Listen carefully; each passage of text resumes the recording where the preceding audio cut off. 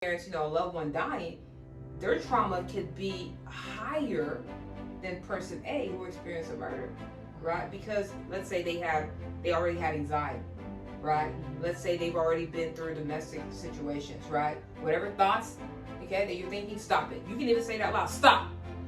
Okay, even if someone feels like you're crazy, just tell them, hey, I'm doing my mental training right now. The resources available also, right? So someone that just feels like that tape is so strong that they can't get any mobility, they're gonna have to rely on the support of someone else, right? Especially if they feel so powerless that they can't use a small tool of saying, wake up and say 2 affirmations.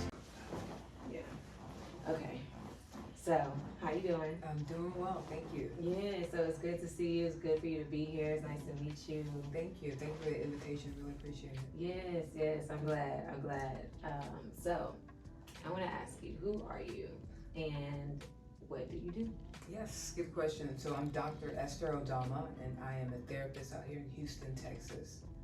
Nice. And so tell me, why did you decide that therapy was the choice for you? That's a good question. So my parents, I am a daughter of missionary parents. They have been involved in homeless populations since 1999. So I'm actually from Dallas, Texas, and we were raised to care for others. So that was my parents' calling, and that became my calling. So we have 2 transitional housings in Dallas, Texas, and 1 sober housing. So that's what's really influenced me to go into the field of psychology. That, and then my personal struggles in high school with depression, and then I have a sister that also struggled with depression. But it was really the calling that became my calling, which is my parents serving.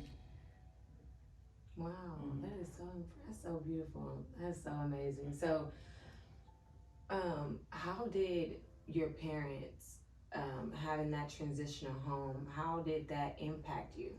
Okay, in a great way, but it was very stressful also. So obviously, because this is something that they felt was their calling, we helped with the office work. I have 5 other siblings, okay? We helped with the office work, we made food. It was a 24-hour service. Wow. And even though it was something that I did not like initially, because I'm sacrificing my livelihood as an adolescent. So something I didn't like initially obviously impacted my future. Here I am at age 35, about to be 36, and I am working with individuals of the same background as my parents, and something that I couldn't say that I actually wanted to do, but I appreciate being in this field and making that impact. Yes, wow, that is so impressive. I'm so inspired by your family. Thank you. And what y'all do, that is so amazing. Thank you. Wow. So during that process of you learning about and you growing up, in the transitional home, and then now you transition to being a mental health practitioner, what are your goals within you expanding as a mental health practitioner? So my goals, I really want to serve individuals that are experiencing difficulties in addiction, okay, substance use disorders, okay, but also focus on women and men's health, okay, with depression, anxiety related disorders. That's my goals. I haven't really thought too in depth about different parts of the United States, but something right now, just focusing on my private practice, trying to grow that as I see fit, trying to find the right niche. Yeah. Wow, that's awesome. That's amazing. So you said that that's growing up in high school. You were experiencing depression. So is that how you're able to connect with people who come to you and say, I need help? Yes, definitely.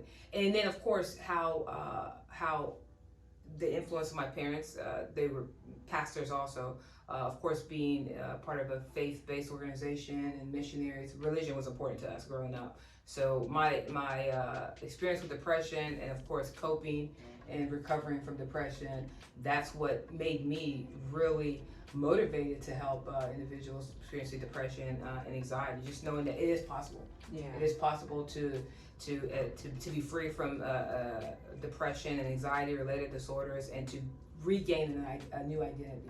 Wow. Yeah. Absolutely. So you feel like when somebody's going through depression, there are two different identities that they're battling. Oh, certainly, yeah. So the an identity of depression is self-defeating.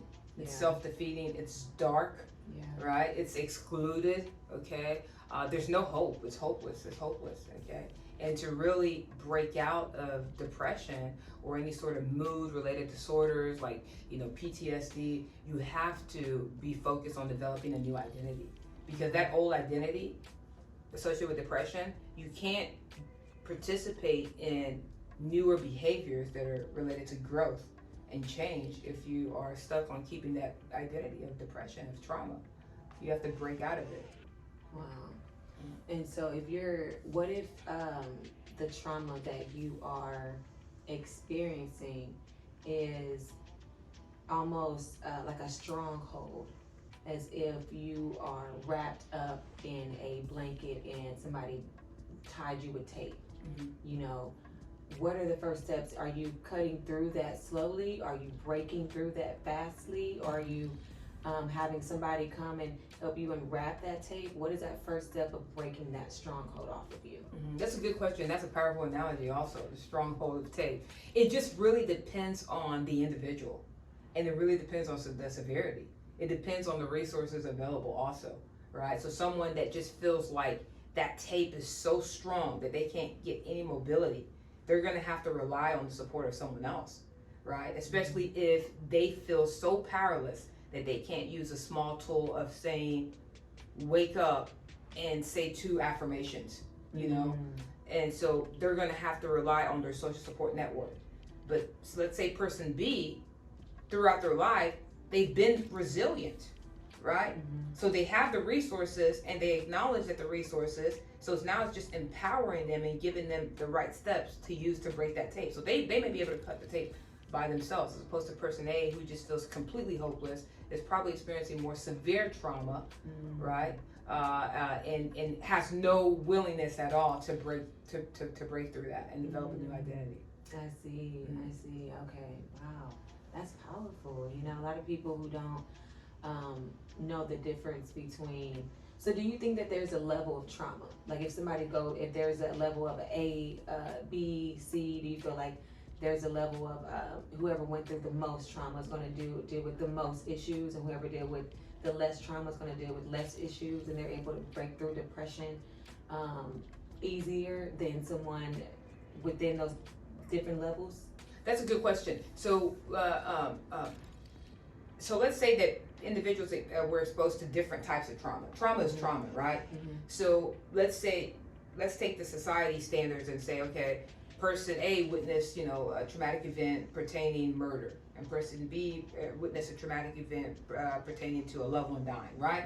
So society may say, hey, person A who witnessed, someone being murdered right in front of them has more trauma, right? I wouldn't agree with that, okay? Gotcha. Because it really depends on the person's thought patterns. Our perspectives are different, right? Yeah. And then it depends on the tools that we have.